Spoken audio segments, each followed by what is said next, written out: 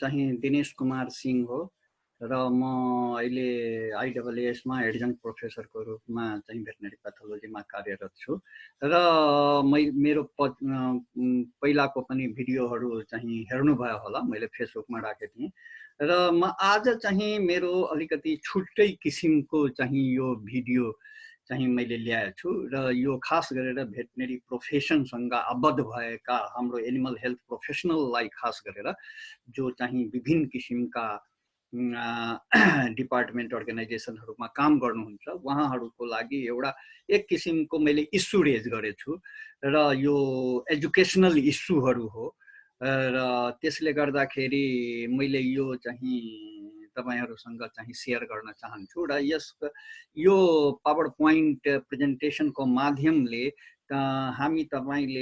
हामीहरूले एउटा चाहिँ क्वेशन चाहिँ रेज गर्न चाहन्छु, किनभने म केही दिन अगाडि यो केस चाहिँ एउटा आउटब्रेक इन्भेस्टिगेट गरेको थिएँ र मैले चाहिँ यो लकडाउनको बेलामा चाहिँ अलिकति के हेरे थिएँ भने मैले पछाडि चाहिँ हेरेर आफूलाई चाहिँ धेरै क्वेशनहरू मेरो मनमा आयो र त्यो क्वेशन सायद चाहिँ हाम्रो अरु भेटनेरियनहरूको मनमा पनि यस्तै क्वेशनहरू चाहिँ डिजिज डायग्नोसिसहरू गर्ने बेलामा आउँछ होला भन्ने र चाहिँ त्यही क्वेशनहरू चाहिँ किन म आफ्नै उसमा राख्ने, यो सबैलाई किन नसेयर गर्ने भन्ने चाहिँ मेरो मनमा लागेको थियो र त्यसैलाई चाहिँ समेटेर यो पुरै चाहिँ खास गरेर नेपालको जति पनि एनिमल हेल्थ प्रोफेसनलहरू हुनुहुन्छ उहाँ सबैलाई समेटेर मैले यो प्रेजेन्टेसन आजको चाहिँ दिन गइरहेको छु र हामीले यो प्रेजेन्टेसनबाट चाहिँ एउटा कुरा के चाहिँ क्वेशनहरू केही एराइज गरेका छौं र यो क्वेशनहरू चाहिँ मेरो question to all organisation and individual related to the animal health प्रोफेसनलसँग छ र यो मेरो होइन, सायद हामी सबैको यो क्वेशन हो र यो क्वेशन रियलमा म आफूलाई पनि सोधेछु र यो चाहिँ मेरो मनमा लागेको कुराहरू पनि यहाँ राखेको छु र यो चाहिँ academic university, research institute, TUFU, PU, NARC, NVA, NVSA, NVC, veterinarian, animal health professional, government organization, ministry सबैलाई चाहिँ यो खास गरेर भेटनेरियनहरू र एनिमल हेल्थमा चाहिँ रिलेटेड जो पनि हुनुहुन्छ सबैलाई यो चाहिँ कुराहरू आज चाहिँ मैले एउटा क्वेशन, मेरो क्वेशन ओभरअल क्वेशन एउटा के छ भने do we have enough capacity to serve nation, public health and our profession, यो मेरो चाहिँ एउटा चाहिँ ब्रडमा चाहिँ क्वेशन छ र यो म चाहिँ एउटा चाहिँ तपाईलाई केस आउटब्रेक इन्भेस्टिगेसन केसको माध्यमबाट चाहिँ म चाहिँ तपाईहरुलाई चाहिँ आज रेज गर्न चाहन्छु र अहिले केही दिन अगाडि मैले यो रियल लाइफ सिचुएसनबाट चाहिँ र केही कुराहरू चाहिँ मैले एड पनि गरेछु र इन्भेस्टिगेसन गर्दाखेरि केही कुराहरू मैले लिटरेचरबाट र अरु ठाउँहरूबाट पनि एड गरेको छु यो एउटा केस स्टडी बनाउनको लागि र त्यसैले चाहिँ यो कुराहरू मैले राखेको छु कि रियल सेन्समा यदि हामीले किसानलाई अथवा यो नेसनलाई सर्भ गर्न चाहन्छौं भने हामीमा त्यो चाहिँ रियल सेन्समा क्यापेसिटीहरू छ कि छैन, त्यस धेरै कुराहरू मेरो मनमा लागेको कुराहरू म यहाँ शेयर गर्न चाहन्छु। एउटा चाहिँ फार्मरको 30 वटा एडल्ट डेरी काउ चाहिँ उहाँले डेरी फार्म सञ्चालन गर्नुभएको थियो र के खबर आयो भने अल अफ सडन चाहिँ जुन 4 to 7 month old काभहरू छ जो चाहिँ उहाँले खास गरेर फिमेल काभहरू उहाँले रिप्लेसमेन्टको लागि राख्नु भएको थियो र त्यो चाहिँ एफेक्टेड भएको थियो र तर चाहिँ मैले सोध्दाखेरि नयाँ चाहिँ कुनै पनि एनिमलहरू उहाँले फार्ममा ल्याउनु भएको छैन केही यो वर्ष दिन अगाडिसम्मको लागि र यो चितवनकै ठाउँ अब नभनौँ तर चितवनमै यो केस भएको हो र मैले एक्जामिनेसन गर्ने बेलामा दुईटा चाहिँ काभ चाहिँ एफेक्टेड थियो र दुईटा मरिसकेको थियो रेस्पिरेटरी डिस्ट्रेस र हिस्ट्री लिँदाखेरि किसानको अनुसार चाहिँ रेस्पिरेसन र दुईटा जुन एफेक्टेड थियो त्यसमा पनि रेस्पिरेटरी साइनहरू चाहिँ आइरहेको थियो र उहाँहरूले चाहिँ दुईटा मरेकोलाई मैले चाहिँ फोनबाट भनेको थिएँ कि राख्नुस् म पोस्टमार्टम गर्न चाहन्छु र चाहिँ त्यसपछि म चाहिँ केही गर्न। अब कुरा के भयो भने अब हाम्रो चाहिँ एब्जेक्टिभ त क्लियर गरेर जानु पर्यो कि मैले के गर्ने हो त्यहाँ र गरिसकेपछि किसानले के चाहेको, किसानले यो चाहेको कि रोग पत्ता लगाइदिनुस् र त्यसपछि चाहिँ फर्दर यसै रोगबाट हामी कसरी बाँच्न सक्छौं त, कसरी चाहिँ हामीले चाहिँ यो रोगबाट फेरि चाहिँ नहोस् यो दुईटा त गयो गयो, अरू चाहिँ ट्रिटमेन्टबाट बाँच्छ कि बाँच्दैन र त्यसपछि चाहिँ फर्दर चाहिँ अरू बेलामा चाहिँ अरू वर्षदेखि चाहिँ यो नहोस् फेरि चाहिँ त्यसको लागि उहाँले चाहिँ एउटा अब्जेक्टिभ राख्नु भएको थियो। तर त्यो अब्जेक्टिभ फुलफिल गर्नको लागि चाहिँ मेरोमा चाहिँ एउटा क्वेसन आयो र सबैमा आउँछ होला कि कसरी चाहिँ यसलाई चाहिँ गर्ने त, यो डिजिज पत्ता लगाउनेदेखि लिएर एडभाइस दिनेसम्म के गर्नुपर्छ। सबभन्दा त पहिला मेरो जति दिमागमा आयो थियो, मैले चाहिँ जति अनुभव गरेका छु त्यो अनुसार मैले चाहिँ सबभन्दा पहिला के भने म पोस्टमार्टम गर्न चाहन्छु अनि मात्रै म केही कुरा भन्न चाहन्छु। अनि मैले चाहिँ पोस्टमार्टम गर्दाखेरि सबभन्दा चाहिँ के भयो थियो भन्ने र नेक्रोप्सी गरेँ। नेक्रोप्सी गर्दाखेरि there was subcutaneous and pulmonary emphysema and the entire lung was firmer than normal. The cranioventral 70% of the lungs were darker red than there was a firm dorsocaudal lungs. So a question came in my mind कि are you able to do postmortem correctly and give morphological pattern diagnosis of lung lesion seen? यो चाहिँ धेरै important question हो। Postmortem गर्नु मात्रै important होइन र यो लङ्समा यस्तो घाउ देखियो अथवा हेमरेज देखियो भन्ने मात्रै चाहिँ हामी केही भन्न सक्दैनौँ उसलाई, किनभने यसको चाहिँ मर्फोलोजिकल प्याटर्न हुँदो रहेछ डायग्नोसिसको लागि र नेरो डाउन गर्नको लागि चाहिँ एउटा डायग्नोसिस गर्नुपर्ने नै हुन्छ। त्यसैले त्यो आउँछ कि आउँदैन सबैले आफैमा यो सबैले आफै क्वेसन गरौँ कि whether I can do or not. त्यो चाहिँ धेरै ठुलो कुरा हो, आफूलाई एनालाइसिस गर्ने हो। अरूलाई एनालाइसिस गर्नुभन्दा दोष लगाउनुभन्दा सबभन्दा पहिला हामी तपाईले आफैलाई चाहिँ एनालाइसिस गरौँ कि whether we can do this type means complete necropsy or not in the proper way.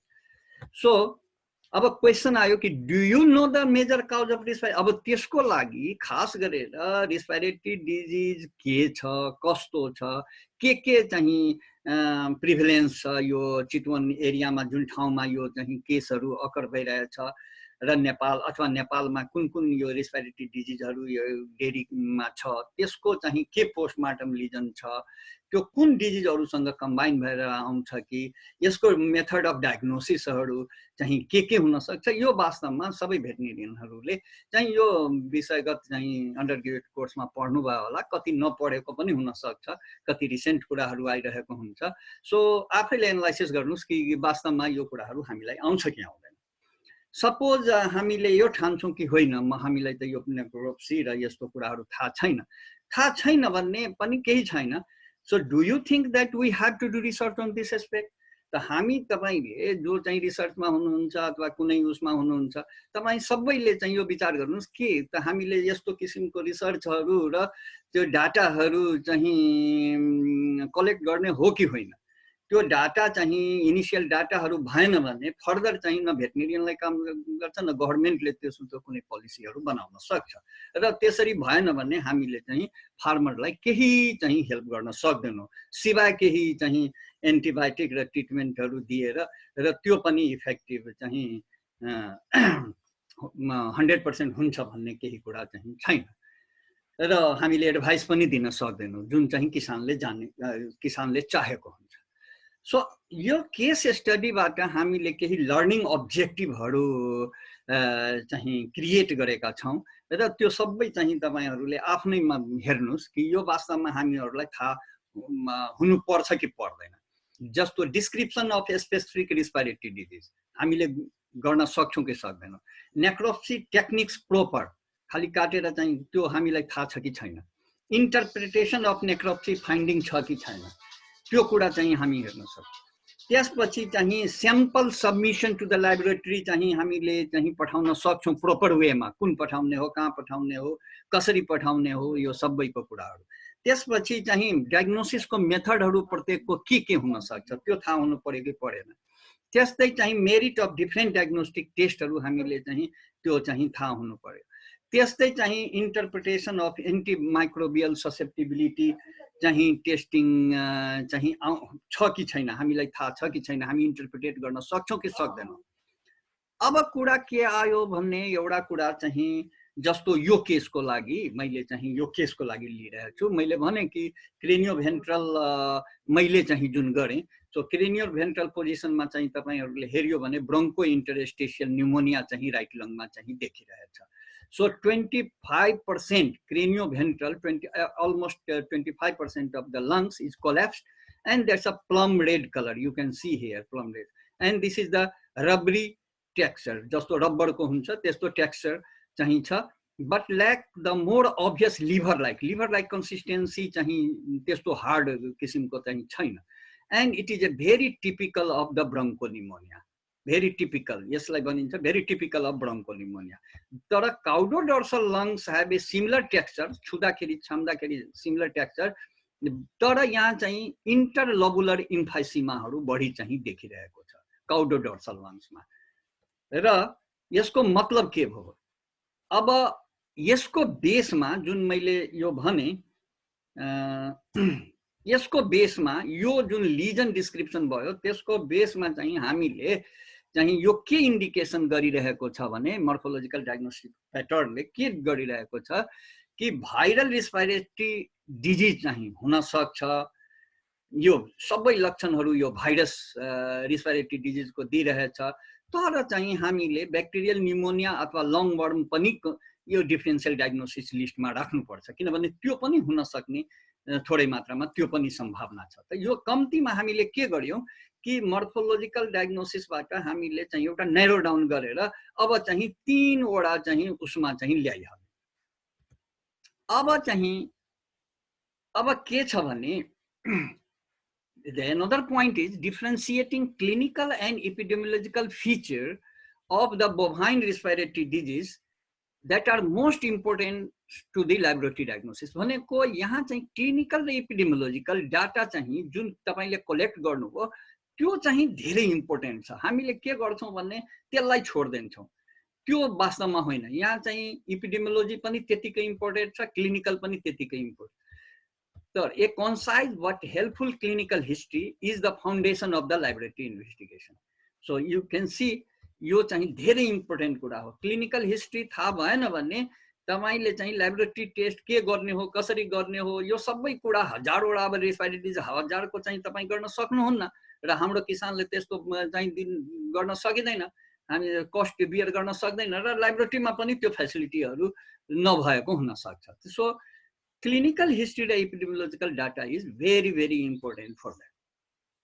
अब अर्को कुरा चाहिँ हामीले जान्नु पर्ने कुरा के हुन्छ भने tissue sampling from necropsy cases. जस्तो टिस्यु स्याम्पलिङ नेक्रोप्सी केसबाट कसरी गर्ने हो त, त्यो कुरा पनि थाहा। यस्तो होइन कि हामीले लङ्स लियौं काटेर एउटा फर्मुलिनमा राखिदियौं 10% फर्मुलिन र हाम्रो कुरा चाहिँ सक्यो, त्यो होइन। त्यो चाहिँ कसरी लिने, just for example early in the disease course and not treated, यो चाहिँ धेरै इम्पोर्टेन्ट चाहिँ यो बिना ट्रिटमेन्ट को चाहिँ स्याम्पल लिनु चाहिँ र early in the disease course जब डिजिज स्टार्ट हो त्यही बेलाको चाहिँ स्याम्पल धेरै इफेक्टिभ हुन्छ र त्यसमा एन्टिबायोटिकहरुको ट्रिटमेन्ट परेको छैन, त्यस्तोलाई चाहिँ हामीले चाहिँ प्रयोग। तर यहाँ प्रब्लम के छ, फिल्डमा जाँदाखेरि यो दुईटै कुरा चाहिँ तपाईले पाउनुहुन्न। अर्ली इन द कोर्स हुँदैन किनभने किसानले पछि बोलाएको हुन्छ र सबैले धेरै जसोले एन्टिबायोटिक ट्रिटमेन्टहरु दिइसकेको हुन्छ। त्यो बेलामा खास गरेर तपाईको histopathological examination is very important. Even चाहिँ late in the course of disease र जसलाई एन्टिबायोटिक ट्रिटमेन्ट पनि गरिसक्यो त्यसको लागि पनि हिस्टोप्याथोलोजिकल एक्जामिनेसन तपाईलाई चाहिँ डायग्नोसिस गर्न चाहिँ धेरै हेल्पफुल गर्न सक्छ। त्यसकोमा के गर्नुपर्छ भने अब लङ्स धेरै ठुलो छ, तपाईले धोखाले चाहिँ नन लिजन टिस्युहरु लिने चाहिँ सम्भावना हुन्छ र तपाई त्यस्तो पठाइदिनु भयो भने laboratory test will be negative अथवा चाहिँ कन्फ्लिक्टिङ रिजल्ट आउन सक्छ। त्यस्तो बेलामा हामीले 3-4 ठाउँको लिजन नन लिजन सबै स्याम्पलहरु चाहिँ 3-4-5 ठाउँको चाहिँ हामी लिनुपर्छ। अर्को foci of caseous necrosis are ideal for detection of माइकोप्लाज्माबाट चाहिँ तपाईलाई लाग्छ कि यो सस्पिसन छ भन्ने केजियस नेक्रोसिस जहाँ भएछ त्यो ठाउँ चाहिँ हामीले लिनुपर्छ, किनभने त्यो ब्याक्टेरिया चाहिँ माइकोप्लाज्मा चाहिँ त्यो ठाउँमा धेरै हुन्छ। ग्रेनुलोमा साइट आर जस्तो granuloma are site of mycobacterium bovis. जस्तो माइकोबैक्टेरियम बोभिसको लागि ग्रेनुलोमा जहाँ चाहिँ नोडुल छ त्यो साइट लिनुपर्छ। तर धेरै जसो मैले के देखेछु भने एब्सेसको ठाउँमा चाहिँ मान्छेले लिइहाल्छ। जहाँ एब्सेस हुन्छ पस हुन्छ र त्यो ठाउँ लिनुभयो भने त्यसको कुनै खासै त्यति राम्रो भ्यालु हुँदैन। जस्तो चाहिँ यो केसमा चाहिँ के एउटा चाहिँ कुरा देखिन सकिन्छ रेस्पिरेटरी डिजिजमा। मैले केस स्टडी बनाएको थिएँ, त्यसैले मैले यहाँ चाहिँ ब्रोङ्कियोल देखिरहेको छ र ब्रोङ्कियोलमा चाहिँ फिब्रिनोइड टाइपको यसलाई यो यस्तो किसिमको लिजनलाई अहिले म चाहिँ तपाईँलाई चाहिँ हिस्टोप्याथोलोजी चाहिँ बुझाउने र पढाउने चाहिँ मैले गरेको छैन, मैले अहिले प्रयास गरेको छैन। तर एउटा कुरा के जस्ट इम्पोर्टेन्स मैले देखाउन खोजेको हो कि यो चाहिँ ब्रोङ्कियोलमा चाहिँ इन्फ्लामेटरी सेलहरू, फिब्रिन मेटेरियलहरू र यो वाल अफ जुन ब्रोङ्कियोल छ त्यो चाहिँ ड्यामेज भएको छ। त्यसको हायर भ्यू यहाँ दिएको छ र यो हायर भ्यूमा इभेन चाहिँ एक किसिमको चाहिँ सिन्सिटियल अथवा भनौँ चाहिँ माइक्रोफेज जाइन्ट सेल पनि एउटा चाहिँ देखिएको छ र यस्तोलाई चाहिँ ब्रोङ्कस अब्लिट्रान भन्ने एउटा चाहिँ टर्म हुन्छ त्यो चाहिँ भएको, किनभने यो चाहिँ पुरै चाहिँ ब्रोङ्कियोलहरू ड्यामेज भएको छ र ब्रोङ्कियो चाहिँ यतातिर हेर्नुभयो भने सबै चाहिँ इन्फ्लामेटरी सेलहरू ब्रोङ्कियसको जुन ड्यामेज भएको ब्रोङ्कियोल छ त्यहाँ चाहिँ आएको छ। यहाँ पनि त्यस्तै किसिमको चाहिँ देखिरहेको छ र यु क्यान सी एल्भियोलाई त्यति चाहिँ एफेक्टेड छैन, तर के छ भने एल्भियोलर सेप्टाहरू पनि कन्जेस्टेड छ, इन्फ्लामेटरी सेलहरू चाहिँ धेरै चाहिँ आएको छ र यो चाहिँ जस्तो हामीले यहाँ पनि तपाईँ हेर्न सक्नुहुन्छ सम एल्भियोलाई ह्याभिङ अल्सो हैन, त्यो जाइन्ट सेलहरू चाहिँ यहाँ देखिरहेको छ, बट इन्टर एल्भियोलर सेप्टा हेर्नुहोस् कन्जेस्टेड छ र अलिकति बाक्लो भएछ यो साइड, किनभने यहाँ चाहिँ इन्फ्लामेटरी सेलहरूको इन्फिल्ट्रेसन भएछ। सो अब क्वेसन के छ भने क्यान यु डिस्क्राइब माइक्रोस्कोपिक लिजन। अब डिस्क्रिप्सन गर्न सक्नु भएन भने डायग्नोसिस चाहिँ तपाईँ नेरो डाउन गर्न सक्नुहुन्न, त्यो धेरै ठुलो कुरा हो। त हामीले हिस्टोप्याथोलोजी यो म चाहिँ यहाँ धेरै छ र त्यसले गर्दाखेरि म चाहिँ यो भन्न चाहन्न र हिस्टोप्याथोलोजीमा चाहिँ हामीले के हेर्यौँ भने कि यसको आधारमा हामीले ब्रोङ्को निमोनिया पनि देख्यौँ हैन र इन्टर एल्भियोलर सेप्टामा इम्फासिमेटस थियो। यो फाइन्डिङले हामीले के भन्यौँ भने ब्रोङ्को इन्टरस्टेसन निमोनिया भयो। त ब्रोङ्को इन्टरस्टेसन निमोनिया भन्न साथै यो चाहिँ सजेस्ट गर्छ कि यो भाइरल निमोनिया हो भन्ने र अर्को चाहिँ यो ब्रोङ्को इन्टरस्टेसियल भाइरल भन्छ र ब्रोङ्को निमोनिया पनि देखिएको थियो। त्यसले गर्दाखेरि यसले चाहिँ यो खास गरेर एडल्ट मिन्स क्याटलमा पास्चुरेलियसी ब्याक्टेरियाहरू चाहिँ हुने चान्स हुन्छ। त अब हेर्नुहोस् कि आफै चाहिँ नेरो डाउन भइरहेछ। अर्को कुरा यहाँ चाहिँ के हेर्नु पर्छ भने macrophage giant cell instead of epithelial syncytia seen in the bovine respiratory। अब यसमा चाहिँ एउटा कुरा के आइरहेछ कि macrophage giant cell चाहिँ देखिएको छ, तर भाइरसहरूमा चाहिँ एपिथेलियल हुनुपर्ने, तर यो अलिकति कन्फ्युजिङ थियो, macrophage giant सेलहरू देखिरहेको थियो। अब यो सबैको आधारमा single bronchial epithelial cell seems to have a cytoplasmic एउटामा मात्र एपिथेलियल सेलमा चाहिँ इन्क्लुजन बढी थियो, जसले सजेस्ट गरिरहेको थियो कि बोभाइन रेस्पिरेटरी डिजिज मध्ये बीआरएसभी बोभाइन रेस्पिरेटरी सिन्सिटियल भाइरस अथवा चाहिँ बोभाइन पारा इन्फ्लुएन्जा 3 भाइरस यो चाहिँ यसको चाहिँ प्याथोगोनोमिक मिन्स यो दुईटा भाइरस हुन सक्छ भन्ने कुरा एउटा सिंगल एपिथेलियममा, तर अरूमा चाहिँ थिएन। तर but this was not considered conclusive, यसलाई चाहिँ हामी प्याथोगोनोमिक भन्न सक्दैनौँ। अब आयो कुरा, हेर्नुस् कस्तो dilemma. Pathologist and practitioner sometimes find suggestive but non diagnostic lesion to be disappointing. अब उसले चाहिँ एउटा कुरा भनिरहेछ तर मतलब यो कन्क्लुसिभ पनि छैन कि यही हुन सक्छ। त्यसले गर्दाखेरि it's a very difficult for pathologist र हामी भेटनेरियनलाई कि यो चाहिँ नन डायग्नोस्टिक लिजन त्यस्तो 100% पैथोगोनोमिक लिजन नभएको हुनाले यो डिसअपॉइंटिङ छ। अब जुन चाहिँ हामी टिस्युहरू ल्याबोरेटरीमा पठाउँछौँ त्यसमा सपोज मान्नुस् कि के आयो भने इम्युनोहिस्टोकेमिस्ट्री चाहिँ नेगेटिभ आयो फोर यो बीआरएसएसभी को र बोभाइन हर्पेस भाइरस को यो चाहिँ नेगेटिभ आयो। ब्याक्टेरियल कल्चरमा के देख्यो भने नो पैथोजेन आइडेन्टिफाइड। त्यसपछि चाहिँ फ्लुरोसेन्ट एन्टिबडी टेस्ट पनि नेगेटिभमा आयो बोभाइन पारा इन्फ्लुएन्जा, बोभाइन रेस्पिरेटरी सिन्सिटियल र बोभाइन हर्पिस भाइरसको। भनेको यसले चाहिँ हामीले न ब्याक्टेरिया आइसोलेट गर्न पायौँ, हेर्नुहोस्, न चाहिँ यो फ्लुरोसेन्ट र इम्युनोहिस्टोकेमिस्ट्रीबाट चाहिँ कुनै भाइरस आयो। अब हेर्नुहोस् उतातिर हिस्टोप्याथोलोजीले के भनिरहेछ भने यो भाइरल र ब्याक्टेरियलको कम्बिनेसनमा छ, पहिला भाइरस आयो अनि ब्याक्टेरियाको कम्बिनेसनमा छ। अब यता चाहिँ टेस्ट ल्याबोरेटरी टेस्ट गर्दाखेरि यो इम्युनोहिस्टोकेमिस्ट्री र ब्याक्टेरियल कल्चर र फ्लुरोसेन्ट एन्टिबडी टेस्ट नेगेटिभ आइरहेछ मेजर भाइरस जुन सजेस्ट गरिरहेछ हिस्टोप्याथोलोजीले। अब now the pathologist and veterinarian will be in dilemma of the diagnosis. You see अब चाहिँ बडा गाढो भयो यता। सो डिस्क्रिपेन्ट और अनएक्सपेक्टेडली नेगेटिभ टेस्ट रिजल्ट आयो जुन चाहिँ हामी एक्सपेक्ट गरिरहेको थियौँ कि यो मध्ये केही हुन सक्छ हिस्टोप्याथोलोजीको आधारमा, तर ल्याबोरेटरी टेस्टमा चाहिँ यो कुरा चाहिँ नेगेटिभ आयो। अब हेर्नुहोस् कसरी चाहिँ अगाडि बढ्ने हो। अब histological finding in this case of bronchointestinal pneumonia fit well with the clinical picture of viral pneumonia and motivated further investigation of the cause. तर हामीले हिस्टोप्याथोलोजीमा ल्याबोरेटरीमा कतै गडबड हुन सक्छ तर हिस्टोलोजी त गडबड हुन सक्दैन। त्यसले गर्दाखेरि हामीले चाहिँ यो हामीलाई मोटिभेट गर्यो कि होइन यो पक्कै कतै न कतै भाइरल छ जस्तो चाहिँ देखाइरहेछ हिस्टोलोजिकल।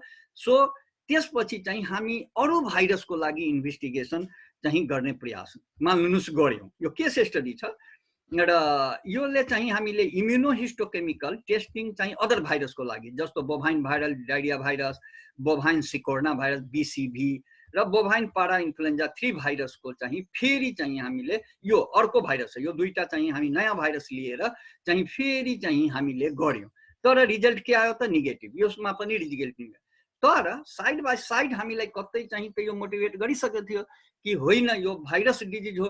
त्यसैले हामी मोर सेन्सिटिभ चाहिँ टेस्टमा जान खोज्यौँ र आरटीपीसीआर चाहिँ बोभाइन आरएसभी को, किनभने त्यो सजेस्ट गरिरहेको थियो कि त्यो भाइरस हुन सक्छ भन्ने कुरा चाहिँ जुन चाहिँ एउटा इन्क्लुजन बडी देखेको थियो इन्टरसाइटोप्लाज्मिक इन्क्लुजन बडी, त्यसको आधारमा र लास्टमा चाहिँ आरटीपीसीआर गर्दाखेरि त्यो चाहिँ पोजिटिभ आयो। हेर्नुहोस् अब कुरा के आयो भने के एकपटक नेगेटिभ आयो आरटीपीसीआरमा पोजिटिभ आयो त के त्यसैको आधारमा चाहिँ हामी भन्न सक्छौँ कि यो चाहिँ बीआरएसबी को चाहिँ छ।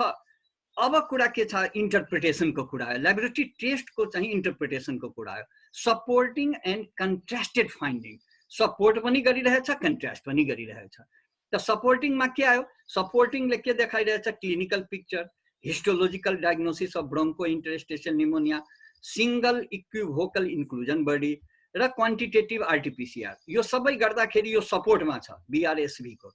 तर कन्ट्रास्टमा के देखा negative result of immunohistochemistry, fluorescent antibody test and absence of histologically evidence syncytia, यो सिन्सिटियल चाहिँ जाइन्ट सेल आउनु पर्नेमा त्यो चाहिँ छैन। तब यो चाहिँ कन्ट्रास्ट गरिरहेछ। यो अब गर्ने के, अब यो किन आयो आरटीपीसीआरले त पोजिटिभ देखायो तर हामीले अब एनालाइसिस गर्नुपर्छ कि यो रिजन के हुन सक्छ यो डिस्क्रिपेन्सीको। The animal may have been subacutely infected with little viral antigen remaining in the lung, यो एउटा चाहिँ रिजन हुन सक्छ कि चाहिँ भाइरस चाहिँ एकदम कम छ, धेरै जसो भाइरसहरू चाहिँ क्लियर आउट इम्युन सिस्टमले गरिसकेको छ एउटा कुरा। त्यसले पनि चाहिँ सुरुवातको उसमा इम्युनोफ्लोरेसेन्सहरूमा र फ्लोरेसेन्ट एन्टिबडीमा चाहिँ आएन। Test sensitivity quantitative RTPCR testing for BSR is more sensitive. हामीलाई थाहा छ कि यिनीहरू भन्दा यो दुईटा भन्दा इम्युनो फ्लोरेसेन्स र त्यो के भन्छ भने इम्युनोफ्लोरेसेन्ट एन्टिबडी र इम्युनोपेरोक्सिडोज भन्दा चाहिँ आरटीपीसीआर चाहिँ मोर सेन्सिटिभ छ। त्यसले गर्दाखेरि यसमा आयो त्यसमा आएन। Because the two test in this case, अर्को के कुरा हुन सक्छ जुन चाहिँ हामीले पहिलाको टेस्टहरूमा नेगेटिभ पायौँ, because the two tests in this case were performed on different piece of the tissue, so uneven distribution of antigen। मान्नुस् कि दुईटामा हामीले दुईटा टेस्ट पछिल्लो पटक जुन गरेको अर्को टिस्युमा गर्यौं, पहिला अर्को टिस्युमा गर्यौं, हुन त त्यही केसको हो त्यही लङ्सको हो, तर दुईटामा चाहिँ साइटमा चाहिँ अनइभेन डिस्ट्रिब्युसन एन्टिजनको भएको हुनाले पनि यो डिस्क्रिपेन्सी चाहिँ आएको होला।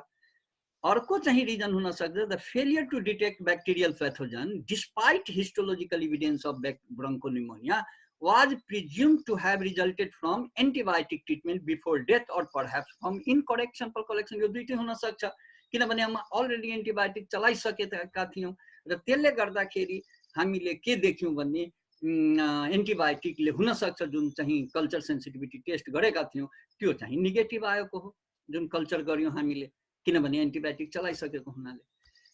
अब कुरा आयो कहिलेकाहीँ यो पनि एनालाइसिस गर्नुपर्छ जुन आरटीपीसीआर जुन आयो त्यो पोजिटिभ आयो यसको मतलब चाहिँ त्यसैमा 100% विश्वास गर्नु हुँदैन। फेरि एनालाइसिसको कुरा आउँछ, फेरि इन्टरप्रिटेसनको कुरा आउँछ।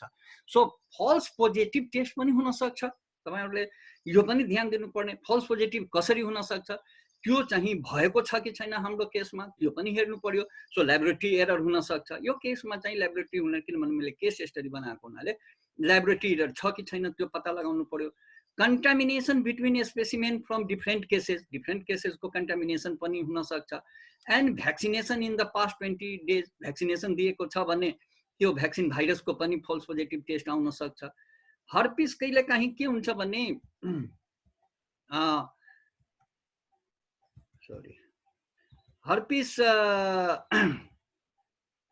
हर्पिस भाइरसको केसमा के हुन्छ भने जस्तो स्ट्रेसको कन्डिसनमा चाहिँ लेटेन्ट इन्फेक्सनमा भएको भाइरसहरू चाहिँ रिएक्टिभेट भइहाल्छ र रिएक्टिभेट भयो भने सो त्यो पनि चाहिँ पोजिटिभ देखाउन सक्छ। तर पोजिटिभ देखाउन सक्छ तर हर्पिस भाइरसको हुन सक्छ कि त्योमा चाहिँ क्लिनिकल डिजिजमा कुनै रोल छैन तर त्यो एक्टिभेसन मात्रै भएको त्यस्तो पनि हुन सक्छ। 10 When discrepancy occur, a positive test should not automatically be considered more reliable than the negative test। यसको मतलब के छ भने पोजिटिभ टेस्ट आउन साथै हामी खुसी भएर कि यो चाहिँ नेगेटिभ टेस्ट भन्दा यो टेस्ट चाहिँ राम्रो छ भन्ने चाहिँ खुसी त्यति हुनु मलाई चाहिँ लाग्दैन एज ए पैथोलोजिस्ट र एज ए डायग्नोस्टिशियन र ल्याबोरेटरीमा चाहिँ इन्भल्भ भएको भेटनेरियनहरूलाई पनि यो कुरा चाहिँ ध्यान दिन्छ। सो फल्स पोजिटिभ टेस्टलाई पनि इन्टरप्रिटेसन गर्नुपर्ने स्थिति हुन्छ।